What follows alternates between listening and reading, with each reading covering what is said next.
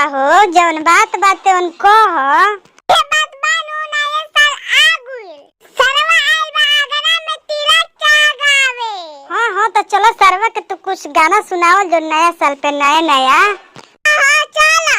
गाना में आवा सरवा सुन कमहिया रे, आगाना में आवा सरवा सुन कमहियर, आगाना में आवा समधी सुन कमहियर, बोला हैप्पी न्यू ईयर, बोला हैप्पी न्यू ईयर, बोला हैप्पी न्यू ईयर, बोला हैप्पी न्यू ईयर।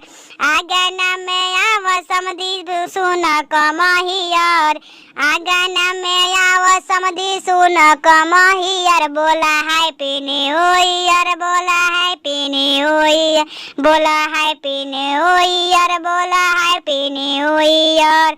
आया नया साल करावना बावलवा, आया नया साल सर्व करावना बावलवा, चौके पे आके चढ़ावो हीरो हुंडा, चौके पे आके सरवा चढ़ावो हीरो हुंडा, सिकड़ी चढ़ावा सरवा बात सुनो क्लियर, सिकड़ी चढ़ावा सरवा बात के सुनो क्लियर, बोला हैप्पी न्यू ईयर, बोला हैप्पी न्यू ईयर, बोला हैप्पी न्यू ईयर, बोला हैप्पी न्यू ईयर।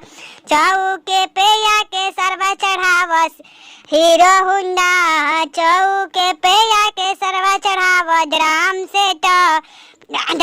से चढ़ावा सरवा बात सुना क्लियर, रुपया चढ़ावा सरवा बात सुना क्लियर, फूलहा चढ़ावा सरवा बात सुना क्लियर, स्टील से चढ़ावा सरवा बात सुना क्लियर, बोला हैप्पी न्यू ईयर, बोला हैप्पी न्यू ईयर, बोला हैप्पी न्यू ईयर, बोला हैप्पी न्यू ईयर।